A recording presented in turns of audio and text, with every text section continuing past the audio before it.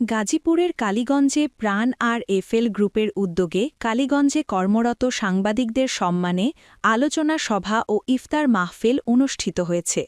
কালীগঞ্জ উপজেলার সংবাদদাতা মোহাম্মদ শাহনেওয়াজ জানান, বুধবার ৪ মার্চ বিকেলে কালীগঞ্জ উপজেলা ডাকঘর সড়কের নবান্ন রেস্টুরেন্টে প্রাণ আর এফএল গ্রুপের জিএম সাইদুর রহমানের সভাপতিত্বে প্রধান অতিথি হিসেবে উপস্থিত ছিলেন প্রাণ আর এফএল গ্রুপের পরিচালক বিপণন কামরুজ্জামান কামাল।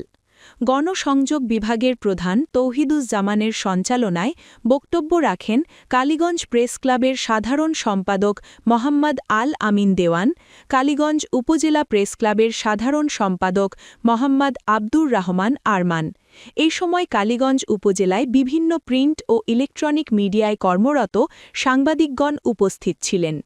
পরিশেষে প্রাণ আর এফএল গ্রুপের প্রতিষ্ঠাতা মেজর জেনারেল অবসর মেজর আমজাদ খান চৌধুরীর বিদেহী আত্মার মাগফিরাত ও বর্তমান চেয়ারম্যান ও সিইও আহসান খান চৌধুরী সহ প্রাণ আর এফএল গ্রুপের সকল কর্মকর্তা ও কর্মচারীর সুস্বাস্থ্য ও কর্মবহুল দীর্ঘায়ু কামনা করে বিশেষ দোয়া করা হয়।